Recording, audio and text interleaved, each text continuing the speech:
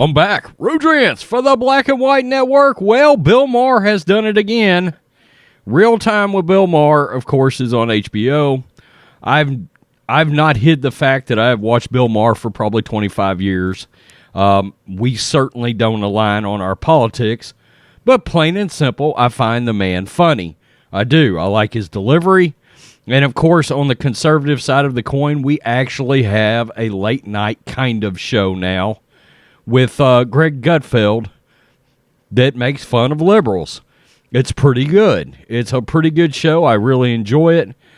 In fact, Bill Maher loves that show. He's been vocal about that on his show lately. Well, Bill Maher has done it again. He has come out. He's going after woke culture, and he is talking about how the fact that one time we all used to be able to sit in a room or whatever, depending on the side of the political spectrum you were on, it didn't matter. There wasn't this hate. There wasn't this fuel. And look, I worked corporate for years. About 40%, four out of every 10 people in that demographic, to be honest with you, were probably liberal that I worked with. But we could all sit in a room. We could all have a conversation. And nobody had any hate towards each other. We could party together. It didn't matter. We can't do that anymore. I mean, fights break out on Facebook. When I started doing politics, I lost a lot of friends. And I think that's pathetic. I think it's ridiculous. You guys notice I don't have the theme song I used to have on this channel or whatever. People loved that song, King Kong. Lost the rights to it because the guy that created the song didn't want me to use it anymore because I went after the rioting and the looting last year. I don't care. I think that's ridiculous. I was certainly willing to be friends with whoever. And because I supported Trump, I lost a lot of friends. People that I had worked with, known for years. Bill Maher has an issue with this, okay? And anytime this is brought up, anytime Bill Maher says anything like this, I'm going to try to cover it, okay? Because it takes us back to a different time. And he's saying, look, the left's got a real Achilles heel right now, and it does. It does. I think a lot of people that were centrist Democrats will vote Republican from now on. They will. Bill Maher identifies left's Achilles heel in wide-ranging interview. Bill Maher, the HBO host, gave a wide-ranging interview with a Alabama paper about the current state of comedy in America amid deep political rifts in the country. Bill Maher spoke with AL.com about his upcoming tour through southern cities and recalled the joys of a recent show in Nashville where the audience seemed to be split between conservatives and liberals. Quote, it was great to see where there were people who don't agree politically who can get in the same room, he told the paper. Quote, there were a few groans from the right when I said something bad about them. There were some from the left when that happened. But basically, everyone laughed together. And we have to get back to that. Maher, a self-described old-school liberal, has not always embraced conservatives. But they've warmed up to him after he became something of an antagonist against wokeism. And the criticism from Maher, a comedian who despises former President Trump, seems to have more weight than workaday conservative commentators. Well, look, the fact is a conservative commentator is never going to reach a hardcore Democrat. But Bill Maher can reach those people, okay? And can at least make them take a step back, look at what's going on, and say, maybe this is not the route we need to go, i.e. Joe Manchin, okay?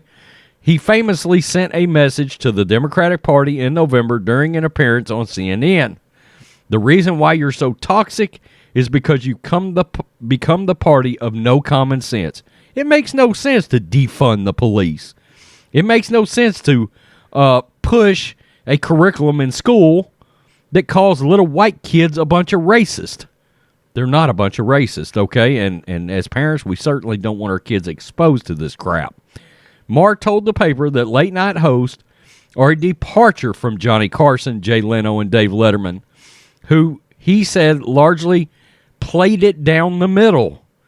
He said each show caters to their liberal audience and echoes the mantra of the left. Maher said social media has turned politics into a constant debate that, quote, has to stop. He accused some on the left of claiming a moral high ground in many of these discussions. We see it all the time. You see it on Facebook. You see it on Twitter. These assholes truly believe they're smarter than us. And it's amazing. They don't realize how many conservatives are highly educated, master's degrees. It's utterly ridiculous. They believe their brain pans are actually larger. They're not. They're not. Stop that crap. Nobody for a second buys the fact that you believe and you are smarter than somebody else because one is a liberal and one is a conservative. And he's right about this. I sometimes believe we should quit using the term liberal when we describe certain parties over in the left, the socialist side of the Democratic Party, people like Ilhan Omar and AOC. No, these are progressive radicals. Stacey Abrams, Raphael Warnock, they're progressive socialist Democrats. Okay? There is a difference between that and an old school liberal, without a shadow of a doubt. Joe Biden has been poisoned by these people. Fact is, Joe Biden used to be more of a centrist moderate. That's an absolute fact. It is an absolute fact. Quote, I think you can claim the moral high ground if you're anti, he told the paper. I feel like that's the Achilles heel of the left right now. They identify issues mostly by what they can feel superior to another person for. We see it all the time. I'll tell you, I ran across, and we really see it when it comes to the coronavirus. I was saying yesterday on the sports live stream, I happened upon a website created by liberals, progressives, social democrats, created by, they're supposed to be so accepting of people, created to celebrate the death of conservatives that died from COVID that was not vaccinated. That is not being accepting. That is not being brave, stunning, and courageous. That's being sick. Okay? That is a form of you feel morally superior because you chose to take a shot. Stop it. Stop it. And I mean, you could see there were people that had died that were educated. There were people of the medical field that had died on their website, registered nurses, things like that. Do you think they didn't have an idea of what they wanted to put in their body? And you think these people were idiots? Stop it. That's a major, major problem, is the fact that these progressives believe they are truly smarter than the conservatives sitting next to them. Look, I know guys, I sat in boardrooms for years. I know conservatives that would eat you alive. Absolutely eat you alive. Okay? They think Donald Trump was stupid.